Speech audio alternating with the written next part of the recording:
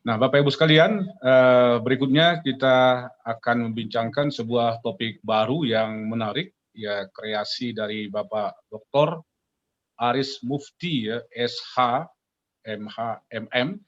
Beliau ini tidak asing lagi bagi kita. Beliau kita kenal sebagai Ketua MES dulu, Ketua Umum ya, Ketua Umum MES. Yang kedua setelah Bapak Iwan Punco. Nah, Pak Iwan Punco kita hubungi, terakhir tidak memberikan jawaban. Harusnya beliau juga ikut ya sebagai orang lama di dalam gerakan ekonomi syariah. Pak Aris Mufti juga ini Direktur Bank Muamalat pada periode tertentu di masa Pak Dewan Amin. Kemudian seingat saya beliau di IAI menjadi ketua juga. Di MES ketua umum, di IAI menjadi ketua, kemudian menjadi ketua umum di APSindo. Nah, sekarang beliau membuat program gerakan Desa Emas dan boleh juga nanti membincangkan tentang masa depan BMT, tetapi dengan batasan waktu paling lama sekitar 10 menit. Nah, dipersilakan kepada Bapak Dr. Aris Mufti. Bismillahirrahmanirrahim. Ya. Bisa ditampilkan nggak itu saya apa? Bisa, Pak. Tolong ditampilkan. Ya, Assalamualaikum warahmatullahi wabarakatuh. Assalamualaikum warahmatullahi wabarakatuh. Yang saya hormati para gurunda, karena 10 menit saya tidak sapa satu persatu. Saya langsung saja, karena ini nanti kan dibagikan kepada peserta ya. Jadi poin utamanya gerakan Desa Emas itu sebetulnya 5 pilar daripada pada saat strategi hijrah Nabi Muhammad SAW ya. Tapi saya ambil pilar 4, pilar 5-nya lah, karena yang 1, 2, 3, pilar 1-nya bina karakter dan insani, pilar keduanya bina saudara dan institusi atau organisasi, pilar ketiganya itu adalah bina sinergi dan teknologi, pilar 4-nya itu adalah bina dana dan investasi, pilar 5-nya itu adalah bina pasar dan industri. Jadi pilar pertama itu adalah Imaratul Masajid, ya, mendirikan masjid. Pilar kedua itu Persaudaraan Ansor Muhajirin. Pilar 3 itu Piagam Madinah dan Hudaybiyah, ya, sinergi dengan Yahudi, bahkan juga berdamai dengan Quraisy. So, itu yang pilar 4 itu adalah Baitul Mal wa Tanwil, ya, yang kita sebut satu desa satu BMT dulu. Yang pilar 5 ini yang melengkapi gerakan Desa Emas, yaitu satu desa satu industri yang dimiliki oleh warga desa. Baik oleh BUMDesnya, tentunya kita inginkan BUMDesnya syariah, dan juga koperasi desa yang beranggota seluruh warga desa. Jadi poinnya ke sana. Bisa dilanjutkan, saya cepat saja. Nah, ini kontesnya ya, tapi nanti saya langsung ke gerakan Desa Emas approach-nya ya. Jadi lanjut. Ini latar belakangnya, kita ingin setiap desa punya industri unggulannya ya, yang dimiliki oleh warga desa seluruhnya. Jadi yang miskin pun memiliki, sehingga dia otomatis dia sebagai nilai tukar petani atau nelayan, tapi dia juga bisa dapat nilai tambah value added daripada industrinya. Lanjut. Ini objektifnya, ini salah satu contohnya beberapa negara. Jadi kita punya keunggulan ya, keunggulan lokal seperti apa, unik produknya seperti apa, resources, dan yang paling penting supply chain-nya. Dan ini kita menggunakan baseline survey ya, jadi menggunakan sebuah isi seperti apa, nah nanti ketahuan yang mana yang paling cepat, paling mudah, dan paling memberikan nilai tambah. Nah, ternyata di Indonesia banyak, karena itu kita pilih 1 atau 2 atau 3 ya. Lanjut. Jadi one village, one factory ya. Dan ini yang dijalankan juga oleh Cina, Korea, Jepang, itu walaupun namanya mereka top ya, one tambun, one product, pada sebenarnya itu adalah industri. Nah, industrinya kita bagi dalam bentuk klaster, ya tentu industri halal yang paling nomor 1, karena 183 miliar US dollar ya konsumsi halal produk kita, dapatnya dari luar. Nah, ini yang coba kita isi ya. Ada homestay, wisata muslim friendly ya, ini Pak Rianto ya. Ada kreatif ya, kerajinan tangan. Tapi kita juga sekarang masuk dengan pandemi ini masuk ke kesehatan ya. Di beberapa desa itu mereka memiliki keahlian dalam bentuk katakanlah seperti wellness, ethno wellness ya. Kalau di India itu top sekali Kerala ya, dengan yoga, dan juga dengan, kalau di Bogor itu ada Ciomas ya, yang bisa isinya lurusin tulang yang bengkok, atau yang tulang yang lurus dibengkokin itu bisa. Nah, sekarang kita ada supportnya ya dari sisi digitalisasi atau big data. Lanjut saja. Ini fase-fasenya kita lewatkan, nanti kepanjangan, ya ini frameworknya, lanjut. Nah ini proyeknya yang sedang kita bina, udah alhamdulillah 5 provinsi meminta seluruh desanya jadi desa emas ya. Dan kita memilih desa-desa yang tanda petik desa kemiskinannya tinggi, kesenjangannya tinggi supaya mereka tidak kufur atau tidak menjadi bisa katakanlah diprovokasi menjadi sesuatu yang tidak baik bagi NKRI ini. Lanjut ya. Itu produk-produk yang paling mudah ya, itu yang sudah kita kan. Lanjut. Ini cara untuk merubahnya. Jadi ini warga desa, apalagi sekarang ada kampus Merdeka ya. Makanya saya pengen jadi rektor, nggak pernah ada yang ngangkat ya, bikin aja sekolah sendiri kampus Desa Emas yang kita ngambil dari anak-anak desa yang miskin, tapi rata-rata mereka hafal 5 juz, begitu lulus harus hafiz. Makanya udah berapa kali wisuda, lulusan dari kampus Desa Emas itu 40%-nya adalah tahfiz semua. Dan umumnya mereka ada desa miskin, tertinggal, bahkan rata-rata mohon maaf kurang gizi jadi agak stunting, tapi kecerdasan spiritualnya tinggi. Nah ini yang kita latih untuk mereka nanti menjadi istilah kita minta mereka merubah. Saya bilang kalau Nabi itu merubah dunia, kalau kalian cukup merubah desa. Lanjut.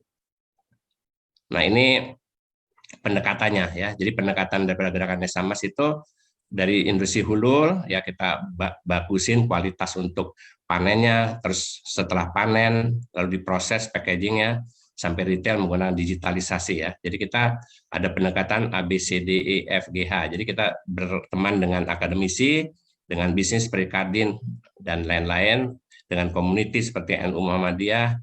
Lalu D-nya itu data ya, data desa ya, kita juga menggunakan digitalisasi. Geospasial, E-nya adalah entrepreneur, kita latih mereka jadi entrepreneur. F-nya fintech, bahkan kita bukan berhubungan dengan fintech, kita pun mendirikan fintech ya. Kita juga memiliki venture capital, di sini ada Pak Yasid ya, bersama dengan Pak Yasid. Kita juga memiliki bank perkreditan rakyat syariah, tujuannya adalah ke sini semua ya. Lanjut. Nah ini 5 pilar Nabi. Jadi ini sebenarnya konsepnya ya. Yang saya sudah sebut tadi, bina karakter, insan itu dari 500 masjid, bina Saudatul Ukhuwah Islamiyah Ansor Muhajirin, bina sinergi itu adalah sinergi dengan siapapun ya, bahkan dengan orang luar pun nggak masalah. Nah, Baitul Mal wa Tanwil untuk dananya, lalu pasarnya. Nah, yang 1, 2, 3 itu kita sebut ruhiyah, yang 4, 5 itu adalah rupiah. Nah, dengan 5 pilar ini akan melahirkan benih insani yang luar biasa, dan juga mereka nggak tergantung, mohon maaf, tanda petik, nggak usah berpikir dapat dari BSI atau dari BPKH, ya saya bilang terlalu jauh lah. Nanti kalau kalian sudah bagus desa, maka mereka akan datang sendiri. Tapi sementara kalian sangat tertinggal, kalian mintanya hanya satu saja, kepada Allah ya. Jadi kita mengambil pendidikannya adalah dari surat Ar-Ra'd 11. Tuhan tidak akan mengubah nasib satu bangsa atau satu desa kecuali warga desa itu mengubah dirinya sendiri. Bukan karena Aris Mufti, bukan karena Bupati, bukan karena Menteri, dan bukan karena Jokowi, tapi karena ilahi. Bahwa ada Pak Jokowi, ada Pak Menteri, ada Pak Bupati, ada Aris Mufti yang membantu, itu adalah bagian daripada Allah membantu kalian. Tapi kalian satu-satunya permintaannya hanya kepada di atas. Nah, dengan kita tidak pernah berpikir meminta kepada di luar Allah, maka mereka bisa swadaya dan swadana. Nah, ini ada program-programnya yang 5 yang kita batasi, mulai dari pelatihan spiritual dan mental, sampai yang terakhir kita mungkin satu desa, satu industri. Lanjut. Lanjut saja. Nah, ini tadi ya, ini 10-nya 10 rodanya ya. Jadi kita melatih para patriot desa tadi ya.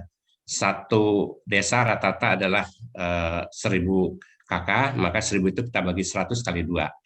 Kali 2 itu laki dan perempuan. Jadi kalau ada 1000 desa, 1000 kakak, maka cukup butuh 20, 10 laki, 10 perempuan, itu yang kita didik. Kita didik menjadi menadani Nabi Muhammad SAW menggunakan leadership propetik dan juga manajemen propetik ya. Salah satunya kita pakai bukunya Pak Aryawan Amin, itu sangat luar biasa ya. Lalu kita membuat mereka memiliki semacam kabinet desa atau komite pembangunan desa, karena kita ajarin bahwa kalian desa ini sama dengan luas wilayah dan penduduk dari Vatikan, dari Monaco, dari Republik Samuru dan juga Maldives. Jadi kalau kalian berpikir besar ya, bahwa kalian bagian daripada NKRI, tapi kalian bisa membuat desa itu seperti satu negara ya, memiliki GDP tersendiri yang sangat luar biasa ya. Kita targetkan mereka 5 kali UMR seluruh kakaknya, maka mereka akan bisa.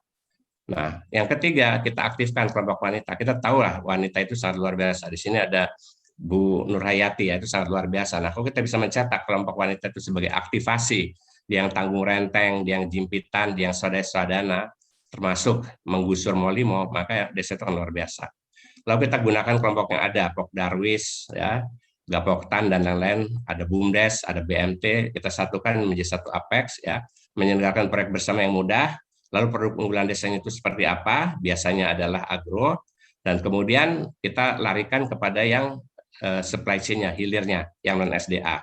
Nah, itu semua dikelola, didanai oleh sendiri menggunakan dana wakaf, infak, sedekah, hibah, dan juga tabungan. Ya, dalam bentuk apa? Koperasi serba usaha, tentunya yang syariah, dan juga BMT simpan pinjamnya.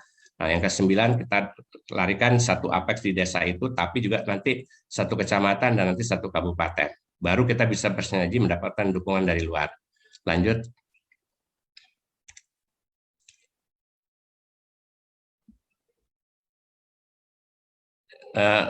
Ke belakang dulu. Nah, ini sebenarnya 5 hal saja. Ini yang dijalankan oleh Nabi Muhammad SAW dan juga diikuti oleh Korea dan Cina. Jadi yang pertama kita hijaukan sumber daya insani.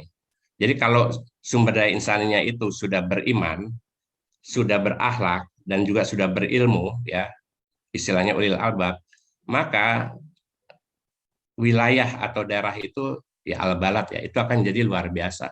Jadi poin penting kenapa Indonesia masih seperti ini, karena sumber daya insaninya, mohon maaf, belum beriman, belum berakhlak, ya, dan juga tentu belum berilmu. Kita tahu ada al-maun, bahwa kalau masih ada yang miskin, kita peduli agama, tapi masih banyak yang miskin. Kita tahu bahwa di Al-Azhar jangan sampai harta itu beredar di kalangan tertentu saja, tapi oligarki yang menguasai. Nah, karena itu kami mencegahnya dari sisi desa saja dahulu. Nah, kalau desanya sudah beriman, berakhlak, dan juga berilmu, maka kita bisa meminta pada desanya itu konsumsinya apa.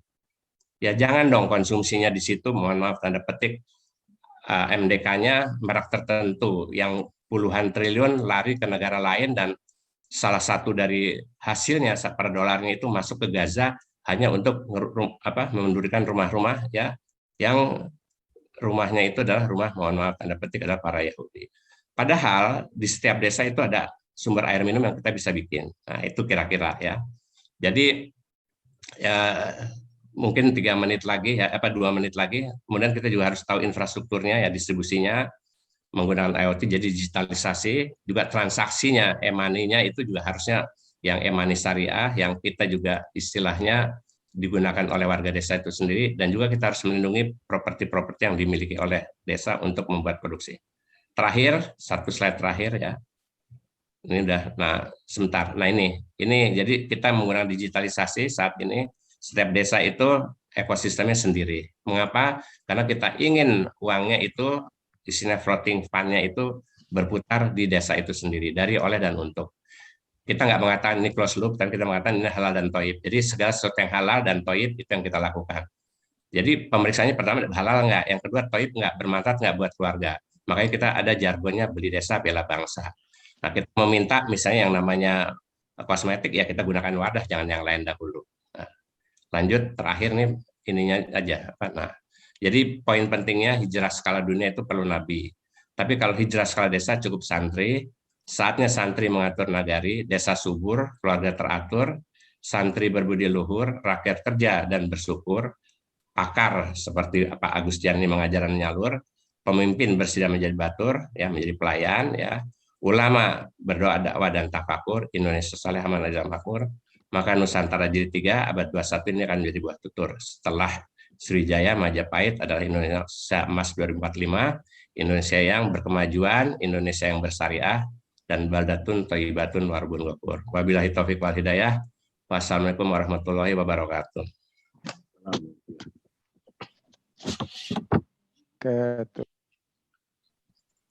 Ya, oke, sudah terbuka kembali. Terima kasih Pak Aris Mufti yang luar biasa, mantap dan keren tadi gagasannya.